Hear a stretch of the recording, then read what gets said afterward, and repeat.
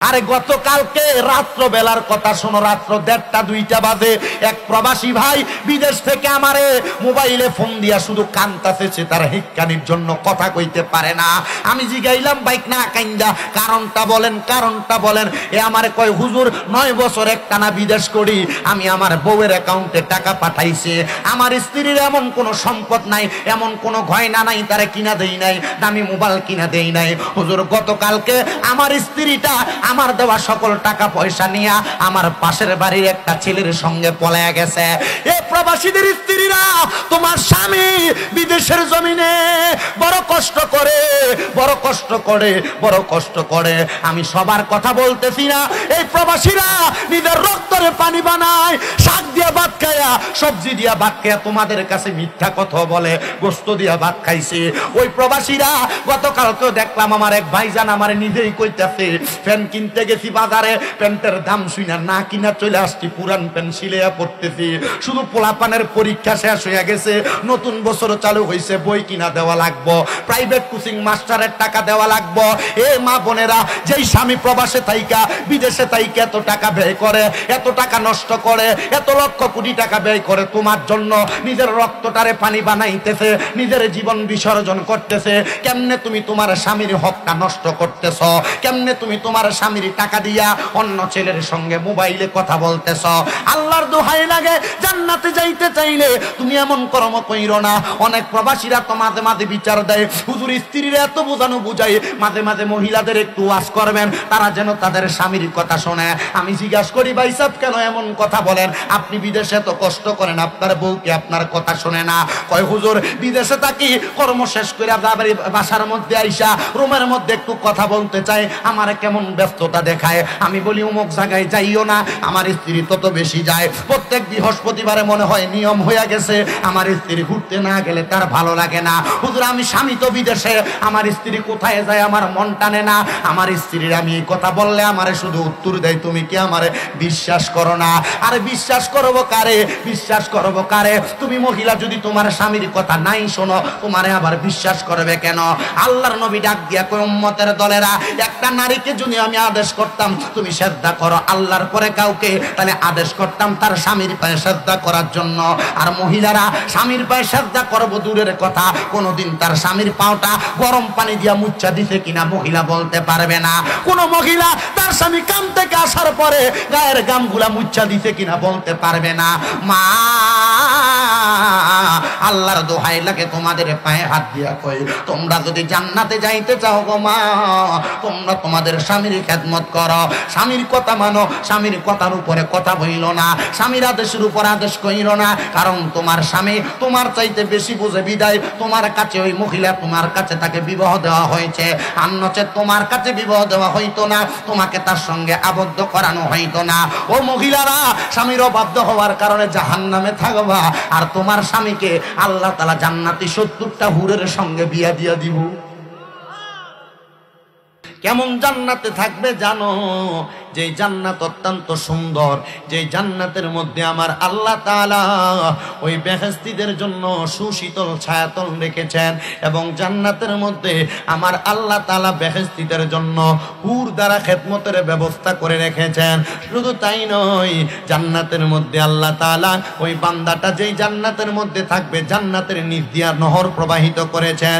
দুনিয়ার মুসলমান ও আমার কোরিয়া এলাকার বাবাজিরা, বন্ধুরা, আমার আল্লাহ তাআলা জান্নাতটারে এত সুন্দর করে বানাইছেন জান্নাতীদের জন্য, কিন্তু দুজকিদের তুলনা কেন করলেন শুনে নেন। যারা দুজকে যাবে ওই মানুষগুলা তারা জানে না ওই দুজকের মধ্যে তারা কত কষ্ট থাকবে। সাহাবায়ে কেরাম প্রশ্ন করে, ইয়া রাসূলুল্লাহ, ইয়া হাবিবাল্লাহ, ও গো মায়ার নবী, দয়ার নবী, রাহমাতুল লিল আলামিন নবীজি, আপনি নবীর কাছে জানতে চাই দুজকের অবস্থা কেমন, দুজকটা দেখতে কেমন? আপনি নবী তো দুজক দেখেছেন। এই মাসটা যেহেতু পবিত্র মেরাজুন নবীর মাস, এই মাসের মধ্যে আল্লাহ তাআলা আমার নবীকে মেরাজের মধ্যে গমন করাইছেন, আল্লাহর লামকানের মধ্যে নিয়েছেন, আল্লাহ জান্নাত এবং জাহান্নাম দেখাইছেন। আমার নবী তো জাহান্নাম দেখেছেন, আমার নবী তো জান্নাতও দেখেছেন। আল্লাহ তাআলার রহমতের ফেরেশতারা আমার নবীকে ঘুরে ঘুরে আল্লাহর সকল নিদর্শন দেখাইছেন। এই জন্য আমার আল্লাহ তাআলা কোরআনুল কারীমে ঘোষণা করে দিলেন, সুবহানাল্লাযী الذي أسرى بعبده ليلا من المسجد الحرام إلى المسجد الأقصى الذي باركنا حوله لنريه من آياتنا إنه هو السميع البصير প্রশংসা ওই আল্লাহ তাআলার সুবহানাল্লাযী আসরা বিআবদিহি যিনি ওনার বান্দাকে ওনার নিদর্শনগুলো দেখাইছেন বিআবদিহি লাইলাম মিনাল মসজিদিল হারাম রাতের কিছু অংশে মসজিদে হারাম থেকে ইলাল মসজিদিল আকসা মসজিদুল আকসা পর্যন্ত দেখাইছেন শুধু তাই নয় মসজিদিল আকসাল্লাযী বারাকনা হাওলাহু লিনুরিয়াহু মিন আয়াতিনা এমন নিদর্শন দেখাইছেন যেই নিদর্শনের মধ্যে কোনো কিছু বাকি নাই শুধু তাই নয় আমার আল্লাহ তাআলা ওই নিদর্শনের মধ্যে দুইটা নিদর্শন আমার নবীকে দেখাইছেন এক নাম্বার নিদর্শন জান্নাত দুই নাম্বার নিদর্শন হলো জাহান্নাম ইয়া রাসূলুল্লাহ ও মায়ার নবী গো আপনি জান্নাত দেখেছেন জাহান্নাম দেখেছেন আপনি আমাদেরকে জাহান্নাম সম্পর্কে বর্ণনা দেন জান্নাত তো মজা জান্নাত তো আরামদায়ক আমরা সবাই জানি একটু জাহান্নামের বর্ণনাটা শুনে নেন আল্লাহর হাবিব বলে আমি যখন জান্নাতের জাহান্নামের দরজার মধ্যে গেলাম রে আমি জাহান্নামের দরজার মধ্যে যাইয়া জাহান্নামের দরজা যখন খুললো আমি নবী জাহান্নামের দরজার মধ্য থেকে লক্ষ্য করে দেখলাম এমন একটা আগুনের তাপ আমি নবীর দেহ মুবারকের মধ্যে লাগলো যদি আমার দেহ মুবারক নূর দ্বারা আবৃত না হইতো আমি নবী এই জাহান্নামের আগুনের দরজাটা খোলার আগে আগে আমি নবী রাহমাতুল লিল আলামিন নবীর দেহ মুবারক ঝলসে যাইতো কিন্তু নূরের পরশের কারণে নূরের পরতের কারণে আমি নবীর দেহ মুবারক জ্বলে নাই আমি জাহান্নামের দিকে তাকাইলাম লক্ষ্য করে দেখলাম ওই জাহান্নামে মন কঠিন নবী গো কেমন আপনি বলেন না নবী আমার জাহান্নামের বর্ণনা দেয় ওই জাহান্নামের উপরের অংশ থেকে যদি একটা পাথর ছেড়ে দেওয়া হয় 500 বছর লাগবে ওই পাথর ওই জাহান্নামের নিচে যাইয়া পৌঁছাইতে 500 বছর লাগবে নিচে যাইয়া পৌঁছাইতে আর ওই 500 বছরের রাস্তা নিচে আগুন জ্বলে ওই আগুন আমার নবী বলেন দরজাটা খোলার সাথে সাথে আমি নবীর শরীর মুবারকে তাপ লাগছে উম্মত চিন্তা করো উপর থেকে নিচে ফালাইলে তোমার দেহ নিচে যাইতে যাইতে কয়েকবার জ্বলবে শুধু জ্বলবে না তুমি মনে করছো একবার জ্বললে মনে হয় জ্বলা শেষ একবার পুরো আঙ্গার হওয়ার পরে আমার আল্লাহ আবার তোমার দেহ জোড়া লাগাইব আবার পুরাইব আল্লাহ কেন কেন কেন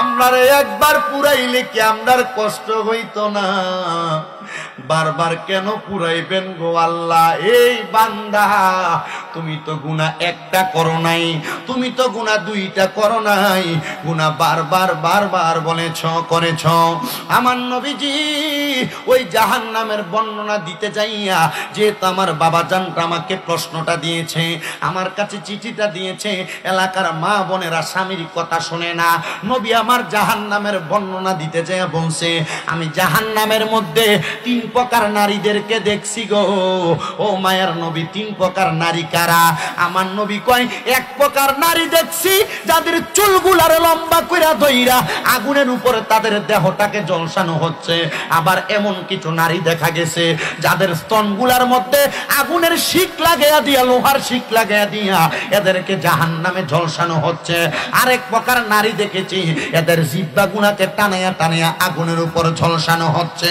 নবী কেন কেন কেন গো মুহাদ্দিসিনে কেরাম বর্ণনা করে এক নাম্বার ওই নারীর কথা বলেছে যেই নারী পোশাকের নাম দ্বারা বেহায়াপনার পোশাক তার গায়ের মধ্যে আবৃত করেছে যেই নারী পোশাকের নাম দ্বারা দেহের মধ্যে বেহায়াপনার পোশাক আবৃত করেছে যেই নারী পোশাক পরিধান করেছে কিন্তু তার অঙ্গ প্রত্যঙ্গ পুরুষ মানুষ দেখেছে হয়েছে, এক কথায় বেপরদা নারীদের কথা বলা হয়েছে। আল্লাহ তাআলা কোরআনুল কারীমের মধ্যে বলতেছেন ওয়াকারনা ফি বুয়ুতিকুন্না ওয়ালা তাবাররাজনা তাবাররুজাল জাহিলিয়াতিল উলা। ঘোষণা কি আমার? মা বোন যারা পর্দার অন্তরালে শুনছেন মনোযোগ দেন।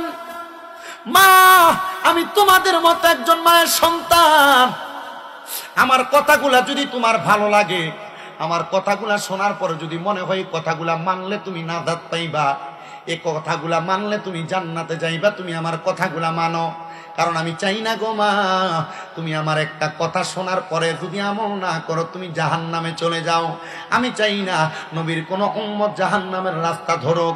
ও আম্মুজিরা গো, তোমরা তো পোশাক পরো, আপনাদের মাইয়ারা তো পোশাক পরে, আপনাদের বউরা তো পোশাক পরে, আপনাদের নাতি নাতকুরেরা তো পোশাক পরে, আপনাদের মারা তো পোশাক পরে, আপনাদের বোনরা তো পোশাক পরে। যে পোশাক পরে বর্তমান বাজারে তো বালা কোনো বোরকা দেখা যায় না। এ বোরকা ফললে যেই কথা, না ফললে এই কথা। কথা কয় না কেন? আমার এক দোস্তর বোরকা দোকান কুমিল্লা কাপুরিয়া ভর্তি। আমি তার বোরকা দোকানে গেলাম, তো যাইয়া তার সাথে কথা বলতেছি। তো আমি যে পুরা বোরকা খুব সুন্দর, বোরকার ঠিক এই মাছ বরাবর এনে একটা ফুল লাগানো। আমি যে গেলাম, দোস্ত এটা কেন? এটা তারা বানাইছে, তারা জানে।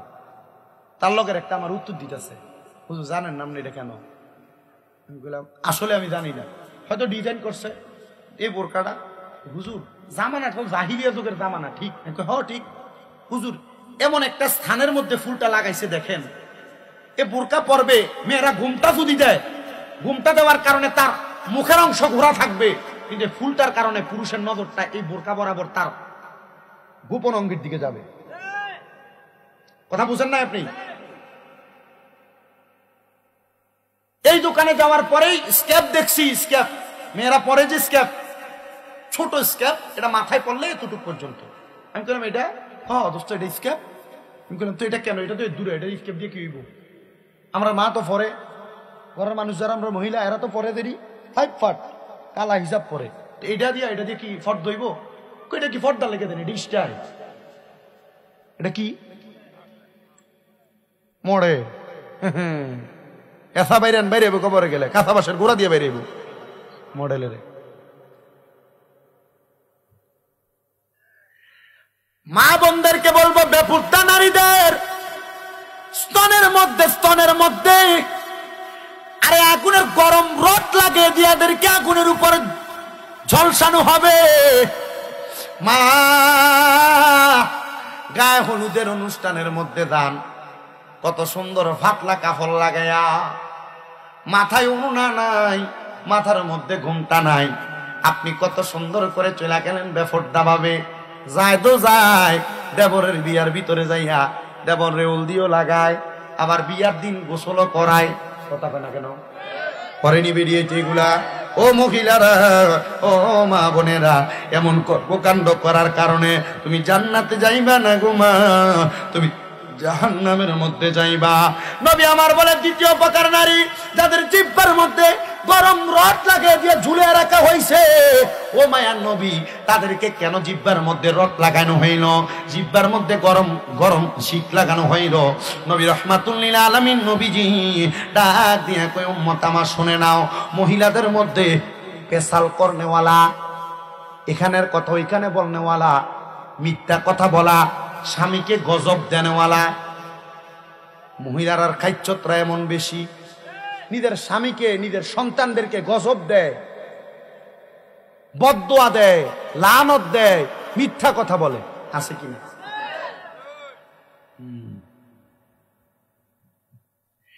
নিজের স্বামীর সঙ্গে উচ্চ কণ্ঠে কথা বলে, ঘরের মধ্যে ওই মহিলার গলার আওয়াজটা, জিহ্বার কথার আওয়াজটা ঘরের বাহিরে চলে যায়। যে মহিলার গলার আওয়াজটা ঘরের বাহিরে চলে যায়, যে মহিলা স্বামীর কথার উপরে আওয়াজ তোলে, মানে জামাইয়ের উপর দিয়ে কথা কয়। আপনারা যারা যারার বউ আপনার উপর দিয়ে কথা কয়, কোনো কথা কইতে লাগলে ধমক দিয়া বয়েলা, মনে করবেন কাম হয়ে গেছে বেরিয়ে।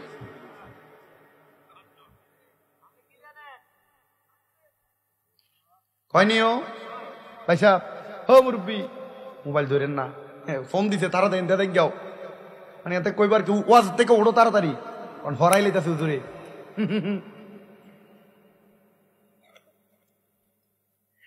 মা বোনেরা মনোযোগ দেন গো মা, যে মহিলার কথার আওয়াজ স্বামীর কথার উপরে উঠে, যে মহিলার গলার আওয়াজ ঘরের বাহিরে চলে যায়, যেই মহিলা মিথ্যা কথা বলে, মহিলাদের মধ্যে এমন কিছু মহিলা দেখবেন ডিবিসি বাংলা কি করছেন আপনি জানেন, আপনি ভালো কাম করছেন না খারাপ কাম করছেন আপনি জানেন, আপনি যে এজনের কথা দেয় হেজনের কইছেন, সাদওয়ানে সার ভিতরে এক চুমুক দেন, সিগারেটের ফুটকিতে এক টান দেন, আর মানুষের নামে সমালোচনা করেন, এটাও আপনি জানেন। এসা মার মারবো, কই এ মায়ের নাম আযাবুন শাদীদ, যন্ত্রণাদায়ক শাস্তি, আল্লাহর মায়ের দুনিয়ার বাইর ফিটটা সমান করে লেগে ওঠে। এই জন্য কিলিকবাজ মহিলারা শুনতেছেন, মনোযোগ দেন, এই বাড়ির ফেজে ওই বাড়ির যারা লাগান, এই সংসারের ঝামেলা যারা দেয়া অন্য সংসারে লাগান, বড় সাবধান। গতকালকে রাত্রবেলা আমার বাপে আমার একটা কথা কইছে,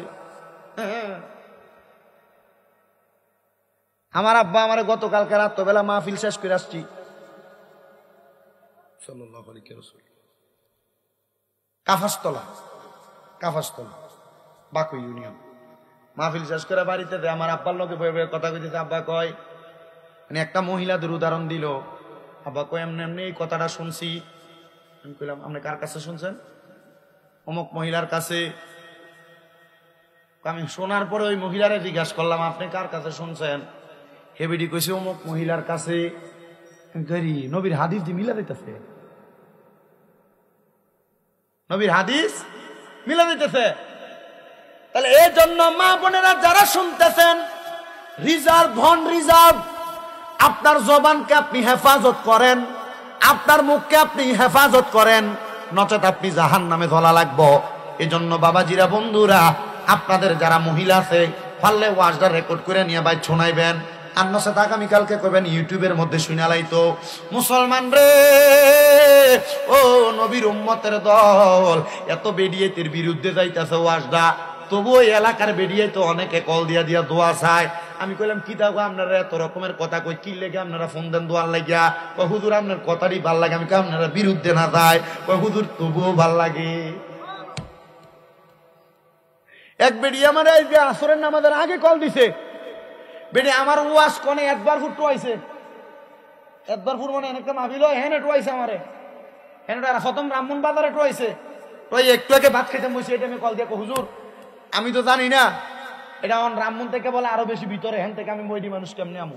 বেরি একবার ফুট দাঁড়াইছে, কইছে হুজুর যাওয়ানোর সময় কিছু হাদিয়া রাখছিল, কি বুঝলেন?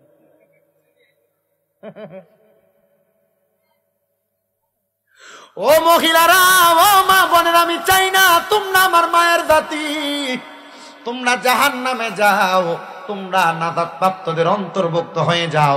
তোমরা জাহান্নামে যাওয়ার দরকার নাই। এখন থেকে একজনের কথা আরেকজনকে বলা বন্ধ করো, এই সংসারের কথা অন্য সংসারে বলা বন্ধ করো, স্বামীর জবানের উপর জবান তোলা বন্ধ করো, স্বামীর কথার উপরে কথা বলা বন্ধ করো। দেখবা তুমি জাহান্নামের এমন কঠিন যন্ত্রণাদায়ক শাস্তি থেকে বাঁচবা। ইয়া রাসূলুল্লাহ, আর কোন মহিলার কথা আপনি বললেন যে মহিলার মাথার চুলগুলা ঝুলাইয়া তার দেহটাকে ঝলসানো হচ্ছে? আরে ফোরা মুরগি ঘুরেতে দেখ না খান্দিনা বাজারে, রামন ঘুরিনি ঠিক দিয়া। এই ফোরা মুরগিটা কিন্তু কাঁচা মশলা ডিমা খেয়া ফুরায়। আরে মা, তোমরা গায়ে মশলা মাহাইতো না, ডাইরেক্ট ফোরাত দিয়া লাইব।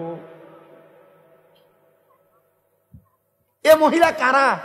নবীজি বলছে কিয়ামতের আলামত শোনো, কিয়ামতের পূর্বে মহিলারা এমন ভাবে তাদের চুলকে বাঁধবে, এই মাথার চুলগুলা উটের কুজের মতো হয়ে থাকবে। দেখবেন মায়ের কপাল হয়েছে, আনে মাথার চুল এম দিয়ে ওই দূর বের হয়েছে। বাইরনি তুই কথা কই না, বাইর কিনা এতটা হিসাব মিলাইতেছে। আরে আমার বিয়ে তো এমনি চুল বাঁধে, হিসাব মিলাইতেছে। আমার হুতের বোঝে এমনি চুল বাঁধে, আমার নিজের বোঝে এমনি চুল বাঁধে। উটের কিসের মতো? কুজের মতো বের হয়ে থাকবে। এদের কপাল দেখবেন এখানে, কিন্তু মাথার চুলের কুচ কনে ইন্দেউসা করে রাখছে। নবীজি বলছেন এদেরকে জাহান্নামের আগুনে পোড়ানো হবে। ও মহিলারা, এজন্য তোমাদের কদমে হাত দিয়া বলি গো মা, যদি তুমি নাজাত প্রাপ্তদের অন্তর্ভুক্ত হইতে চাও, এখন থেকে তুমি তোমার নিজেকে হেফাজত করো, নিজেকে হেফাজত করো, নিজেকে হেদায়েতের রাস্তায় নিয়ে যাও। এ তিন প্রকারের মহিলার কথা বইলা শুধু শেষ নয়, আল্লাহর নবী রাহমাতুল লিল আলামিন নবী বলে ওয়ায়াকসুরাজ জিনা ওয়ায়াকিল্লার রিজাল ওয়ায়াকসুরান নিসা হাত্তা ইয়াকুনা লি 50 ইমরাতান আল কাইয়িমুল ওয়াহিদ। নবী আমার বলে উম্মতের দলেরা, কিয়ামতের পূর্বে জিনা ব্যভিচার বেড়ে যাবে, জিনা বিচার বেড়ে যাবে, জিনাবে বিচার বেড়ে যাবে। আরে গতকালকে রাত্র বেলার কথা শোনো, রাত্র 1:30 2টা বাজে এক প্রবাসী ভাই বিদেশ থেকে আমারে মোবাইলে ফোন দিয়া শুধু কান্তাছে, তার হিক্কানির জন্য কথা কইতে পারে না। আমি জিগাইলাম বাইক না কাইন্দা কারণটা বলেন, কারণটা বলেন। এ আমারে কয় হুজুর 9 বছর একটানা বিদেশ করি, আমি আমার বউয়ের অ্যাকাউন্টে টাকা পাঠাইছে, আমার স্ত্রীর এমন কোনো সম্পদ নাই, এমন কোনো গয়না নাই তারে কিনা দেই নাই, দামি মোবাইল কিনা দেই নাই। হুজুর গতকালকে আমার স্ত্রীটা আমার দেওয়া সকল টাকা পয়সা নিয়ে আমার পাশের বাড়ির একটা ছেলের সঙ্গে পলায়া গেছে। এ প্রবাসীদের স্ত্রীরা, তোমার স্বামী বিদেশের জমিনে বড় কষ্ট করে, বড় কষ্ট করে, বড় কষ্ট করে। আমি সবার কথা বলতেছি না, এই প্রবাসীরা নিজের রক্তরে পানি বানায়, শাক দিয়া ভাত খায়া, সবজি দিয়া ভাত খায়া তোমাদের কাছে মিথ্যা কথা বলে, গোস্ত দিয়া ভাত খাইছে। ওই প্রবাসীরা গতকালকে দেখলাম আমার এক ভাইজান আমার নিজেই কইতাছে, প্যান্ট কিনতে গেছি বাজারে, প্যান্টের দাম শুইনা না কিনা চলে আসছি, পুরান প্যান্ট সিলাইয়া পড়তেছি। শুধু পোলাপানের পরীক্ষা শেষ হয়ে গেছে, নতুন বছর চালু হয়েছে, বই কিনা দেওয়া লাগবো, প্রাইভেট কোচিং মাস্টারের টাকা দেওয়া লাগবো।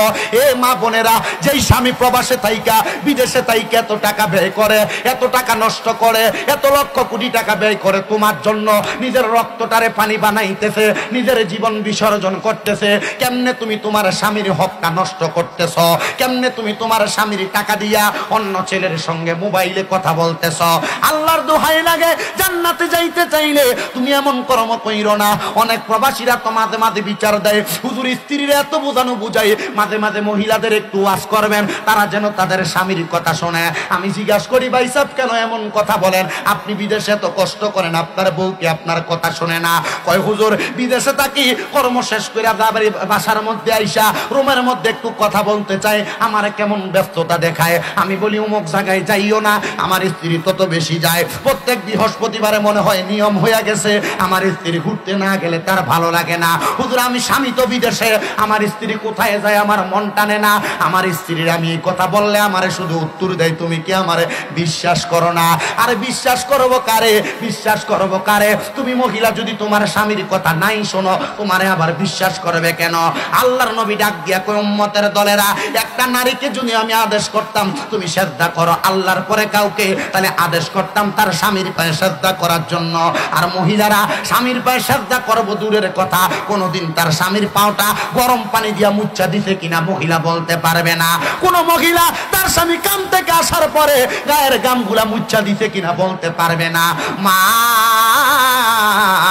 আল্লাহর দোহাই লাগে, তোমাদের পায়ে হাত দিয়া কই, তোমরা যদি জান্নাতে যাইতে চাও গো মা, তোমরা তোমাদের স্বামীর খেদমত করো, স্বামীর কথা মানো, স্বামীর কথার উপরে কথা বইল না, স্বামীর আদেশের উপর আদেশ কইল না। কারণ তোমার স্বামী তোমার চাইতে বেশি বুঝে বিদায় তোমার কাছে ওই মহিলা, তোমার কাছে তাকে বিবাহ দেওয়া হয়েছে। আর নচেত তোমার কাছে বিবাহ দেওয়া হইতো না, তোমাকে তার সঙ্গে আবদ্ধ করানো হইতো না। ও মহিলারা, স্বামীর অবাধ্য হওয়ার কারণে জাহান্নামে থাকবা, আর তোমার স্বামীকে আল্লাহ তাআলা জান্নাতি 70টা হুরের সঙ্গে বিয়া দিয়া দিব। কয়টা হুর? তোমরা দুনিয়াতে আনন্দ করে যাইবা, জামাইয়ের কথা যারা নেই, যে মহিলা শুনবে না, যে স্বামী অন্তরে কষ্ট নিয়ে স্ত্রীর মারা যাবে, ওই মহিলা স্বামীর কথা না শোনার কারণে ওই মহিলা দুনিয়াতে শুধু মজা পাইব স্বামীর সাথে গাউরামি কইরা, স্বামীর কথার উপর কথা বইরা। আপনার কি কষ্ট হইতেছে নাকি? ওয়াজ কমন পড়ছে তো ইনশাল্লাহ? কমন পড়লে ঠিক আছে।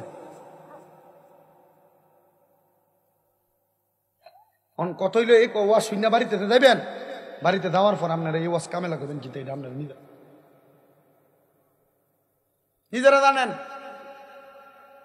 এক বেটার ফেডের ভিতরে আমেশ হয়েছে, আমেশ হওয়ার কারণে বেটা ইচ্ছা মতো ডাঁড়ে ভাত খাইছে, তরকারি খেয়েছে, ইচ্ছা মতো বিভিন্ন রকমের খাবার খাইয়া বেটা বইছে বনে বাথরুমের ভিতরে আইয়ার যা।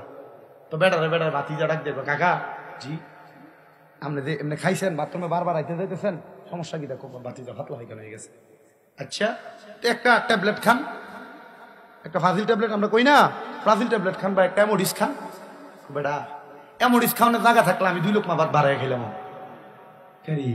খাওয়া বেটা, আসলে তোমার ফাতলা পায়খানা তো এটা এমনি হইছে না, তোমার খাদ্যদের কারণে হইছে। তো আপনার বউ আপনার অবাধ্য হইতেছে কি কারণে? শুধু আপনি আপনার বউরে দোষ দিলে চলতো না, আপনি বেটার খাদ্যত বালানি আগে আমি ঢোকাবার দেখতে হইব। আমনে বেটার খাদ্যতরা বালানি আগে আপনি এটাও দেখতে হইব। আপনি লই বেটার মতো ফাতলা পায়খানা নামেশা চলতে থাকবো। আপনি আপনার বউরে বোঝাবেন, বুঝতো না। আপনি নামাজ পড়েন না, আপনি বউরে তাই মার নাম ধইরা বাপের নাম ধইরা গাইলেন। আপনার বউটা ভালো হইতো কোন দিয়া? ও এতক্ষণ বেরিয়ে বিপক্ষে কইছি ভাল লাগছিল, মানিত বেড়ে দিলে গুণাগার হিত্তন কালার ভাল লাগে না, অনেক টিকা বাদ হইয়া না। আপনার কি কষ্ট হইতেছে? আমি এখানে আইয়া এবার এই যে মানুষ হয়েছে 35-40 জন, আপনারা সান কতলা পিছের দিকে রাস্তা খাওয়া জন কার বিয়ে কর ওদের ফুটছে নি। ওনারা তো আমাদের ওস্তাদ সমতুল্য, এই যে বইয়ের হোসেন আর কাছে কেমন জানি লাগে। তা আপনি স্বামীটা হওয়া লাগবে কেমন? সিগারেট খেয়ে বউর কাছে যাবেন, মুখ বন্ধ কর, তা আপনার বউ অন্য ফলার দিকে চাইবে, কথা কয় না দি। আপনি সিগারেট খেয়ে আপনার বউয়ের কাছে যান, তা আপনার মুখের ভিতরে দুর্গন্ধ, আপনার কাছে দিয়ে বেটি হতে পারে না, এই কথা কয় না এটি। অন ঠিক কর, আজকে যাইয়েন বাইক তুই আবার ছাড়বো। শুনছ না ওদের কি কইছে বাইসা?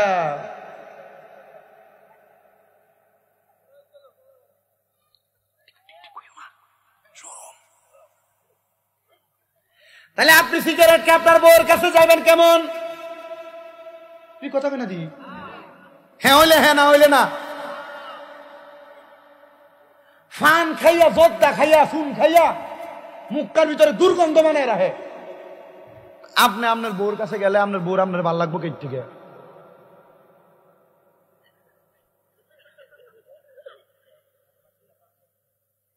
খাও বেশি করে খাও।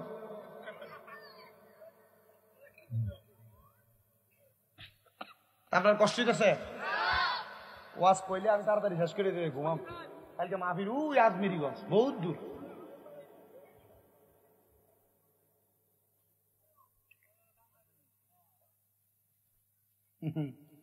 আচ্ছা একটু দুরূদ শরীফ পড়েন। আল্লাহুম্মা, আসতে বললে কিন্তু ওয়াজ শেষ। মাও ওয়ালা আলিম, আর একটু মোহাব্বতের আওয়াজে কোন আল্লাহ। তুমি সন্তান তোমার মা বাবার কলিজায় আঘাত দাও। সন্তান সময় আছে, মা বাবার মতো রত্নটারে যত্ন করো। আল্লাহ তাআলা সন্তান মা বাবার কদমের কাছে ছোট হইলে আল্লাহ তাআলা ওই সন্তানেরকে সমস্ত জগতের কাছে বড় বানাইয়া দেয়। আর আমি আমার চোখের দেখে এমন সন্তান দেখি বাপের মুখের দিকে থেকে কথা কয় না। জিজ্ঞাসি কি লেগে আব্বার সঙ্গে এমন আচরণ? কয় আমার আব্বা আমার বড় ভাইরে বেশি দিছে, আমারে কম দিছে। তোমার আব্বা তোমারে কম দক, তবুও তুমি তোমার আব্বারে করবা, এবেড়া বেড়ার জবাব দিব। কিন্তু তুমি তোমার মা বাবার সঙ্গে সদাচরণ করার কারণে আল্লাহ তাআলা তোমারে উত্তম জাযা প্রদান করব। আশেক বলে, বাবাকে তোমরা কাবা জানিও, মদিনা জানিও, মাকে যদি গো তারা বেঁচে থাকে।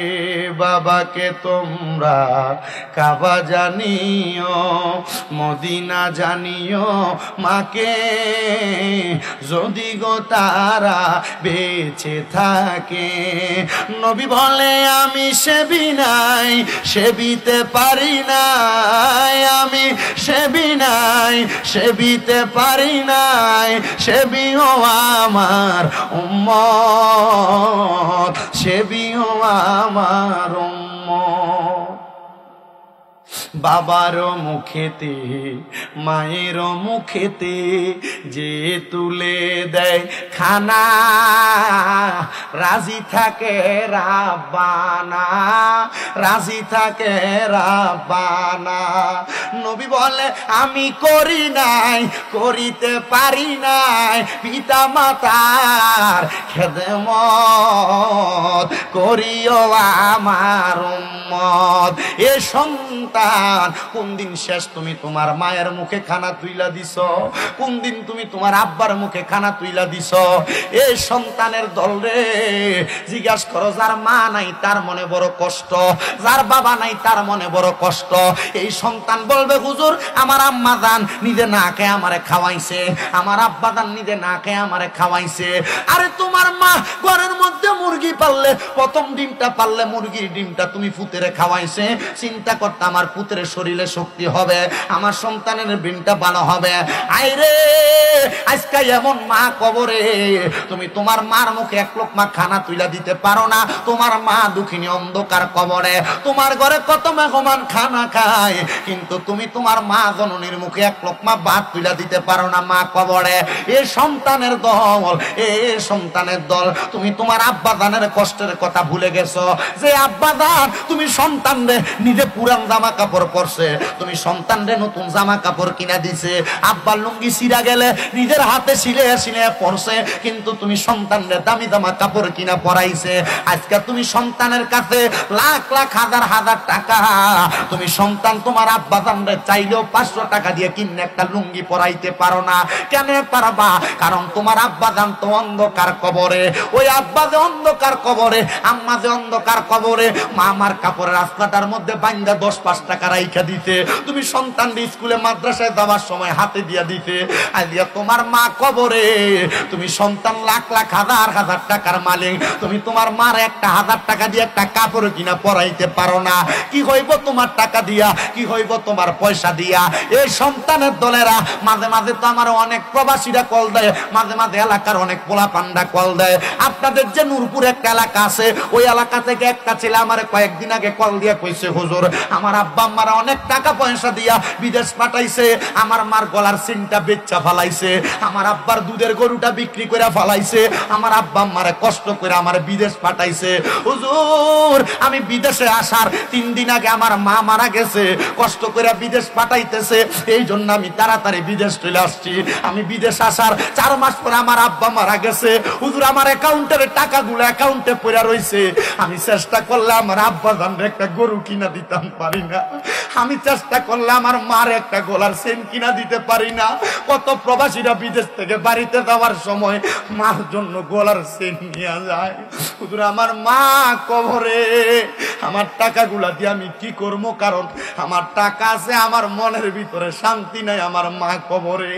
এ সন্তানের দল, ওই মা বাবা বাচ্চা থাকলে যদি মনে কষ্ট দিয়া থাকো, আইয়া ওয়াদা করে এখান থেকে বাড়িতে যে মা বাবার পায়ে ধরে মাপ চাইবা। কিন্তু যারার মা নাই তারা চিন্তা করে হুজুর যারার বাড়িতে মা আছে তারা বাড়ির যে মার পায়ে ধরে মাপ চাইবো, আমার তো মা নাই, আমি কার পায়ে ধরে মাপ চাইবো? হুজুর যাদের বাড়িতে বাবা আছে তারা বাড়ির যে আব্বার পায়ে ধরে মাপ চাইবো, আমার তো আব্বা নাই, আমি কার পায়ে ধরে মাপ চাইবো? ভালোবাসি তোমায় বাবা, বুকটা যে যাইছি রে, তোমার কথা হৃদয় মাঝে পড়ছে বারে বারে। ভালোবাসি তোমায় বাবা, বুকটা যে যাইছি রে, তোমার কথা হৃদয় মাঝে পড়ছে বারে বারে।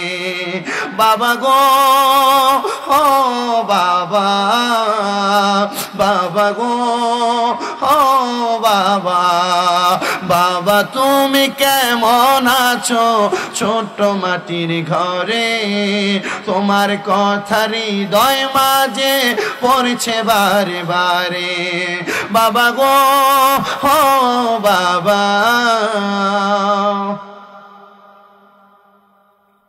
বাবা গো, ও বাবা, ওর দরজাটা খুলতে খেয়ে যাই ধোকা, বাবা বুঝি বলছে এলে নাকি খোকা, বুকের ভিতরটা লড়ে চড়ে ওঠে, সবাই আছে শুধু বাবা নেই, শুধু মানে, শুধু বাবা নেই, শুধু মানে। এ সন্তান, ওই আম্মা যদি বাইচা থাকে, আম্মা জানের কলিজায় আঘাত দিস না। ওই আম্মা যদি বাইচা থাকে, আম্মার কাছে আম্মার সিদ্ধান্ত জানাইয়া দিস।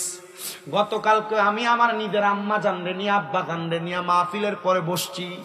আমি আমার আম্মারে একটা রকমের কথা বললাম। আমি আমার আম্মারে শুধু বলছি, মা আপনার বিচার করার মতো ক্ষমতা আমি সন্তানের নাই। আব্বারে কইছি, আব্বা আপনার বিচার করার মতো সন্তানের এমন কোনো ক্ষমতা নাই, আপনাদের যেভাবে মন চাই এভাবে চলবেন। তবে একটা কথা মনে রাখেন, আপনাদের সন্তান একজন আলেম, ও সন্তানের দল ওই আম্মা আব্বারে যথেষ্ট পরিমাণ সম্মান দেখাইবা, তাজিম করবা। আমি যে বলছি আম্মা আব্বার মুখে খানা তুলে দেওয়ার জন্য, আরে আমি আম্মা আব্বার মুখে খানা তুলে দেওয়া লাগে না। আসা যাওয়ার পথে আম্মা আব্বারে সবসময় জিগাই কি লাগবো। আমার আম্মা আমারে নিজে দুপুরবেলা লোকমা দিয়া ভাত খাওয়াই দেয় এখনো। কিন্তু কয়েকদিন আগে আমার আম্মা যান আমার আম্মা যান বাথরুম থেকে বের হওয়ার সময় পইরা হাতে ব্যথা পাইছে, এখন খাওয়াইতে পারে না। আমার মামার সামনে ভাতগুলা দিয়া নিজে চইরা যায় পেছনের দিকে। কিন্তু আমার প্রথম 2-3 দিন ভাত মুখে দিয়েছে, আমার চোখ দিয়া পানি পড়ছে, কারণ আমি নিজে খানা খাইলে পেট ভরে খানা খাইতে পারি না। এই জন্য একটা সন্তানের কাছে আমার আবদার থাকবে, মা বাপের মতো নিয়ামত যদি বাইচা থাকে, পারলে মাঝে মাঝে নিজে দেয়া লোকমা দিয়া খাওয়াইবা। আপেল কিনে আনবা, আঙ্গুর কিনে আনবা, মা বাপরে খাওয়াইবা। বউরে দিবা, কইবা মা বাপরে দিও। বউ কয়টা দিব তুমি কিন্তু জানো না। আল্লাহর রাস্তে আইনা ছাইরা নিজে লইয়া বইয়া আব্বা আম্মারে লইয়া খাইবা। এরপরে পারলে বউয়ের হাতে দিবা। আরে আমার আব্বার জীবনী থেকে একটু কথা শুনেন। আমার আব্বা দান লেচুর সিজন যখন আসতো, নিজে লিচু কিনাই না, ঘরের সামনে মাটির গর্ত ছিল, বেড়ার ঘর ছিল, নিজে উঠানে ঘরের ফইডার মধ্যে রাইখা দিয়া জাগাই ছিড়া আমার দাদিরে লইয়া বইয়া বইয়া আমার আব্বা একা একা খাইতো। এরপর এগুলা জাহির মধ্যে কইরা, তুর্কির মধ্যে কইরা ঘরে দিত। আমি এখন চিন্তা করি, আমার আল্লাহ তাআলা আমার এই নিয়ামত এমনে দেয় নাই। আমার মা বাপ শিক্ষিত না, কিন্তু আমি একটা কথা চিন্তা করছি, আমার বাপে আমার দাদির ইজ্জত করছে, দাদিরে খাওয়াইছে, দাদিরে পড়াইছে। আমার আব্বা জান আমার দাদিরে সম্মান জানাইছে বিদায় আমার আব্বা জানরে আমার আল্লাহ তাআলা আমি সন্তানের মাধ্যমে নিয়ামত দিতাছে। এই জন্য আবদার জানাই সন্তান, আবদার জানাই সন্তান, ওই আব্বা আম্মারে যথেষ্ট পরিমাণ ইজ্জত করবা। আল্লাহ তাআলা আব্বা আম্মারে সম্মান করা, তাজিম করা, স্বামী স্ত্রীর যে আলোচনা করেছে এগুলোর উপর আমল করার তৌফিক দান করো। জবান বন্ধ রাখবেন না, মুহাব্বতের আওয়াজে মুনাজাত করা, মুহাব্বতের আওয়াজে মাইকটা ছাড়ার আগে আল্লাহ তাআলার একটু ইসমে জাতের জিকির করবেন। যাদের জবান আছে, কথা কয় না, আসহাবুল জান্নাতি হুমুল ফাইজুন, যারা জান্নাতি, যারা বেহেশতি, তারা সফল কাম। যারা বেহেশতি তারা সফল কাম। আল্লাহ তাআলা আপনি বললেন দুজকি এবং বেহেশতির এক নয়, আপনি আবার বললেন বেহেশতি যারা তারা হলো সফল কাম। আল্লাহ আমরা তো জানতে মনের মধ্যে বড় প্রশ্ন জাগে, আল্লাহ দুজকিরা কেমন আর বেহেশতিরা কেমন গো? আল্লাহ তাআলা নিজে ঘোষণা করে জানিয়ে দেয় জগতের বান্দার দলেরা, যারা দুজকি এরা দুজকে থাকবে পরিত্যক্ত অবস্থায়, আর যারা বেহেশতি তারা বড় আরাম আয়েশে জান্নাতের মধ্যে থাকবে, বেহেশতে থাকবে।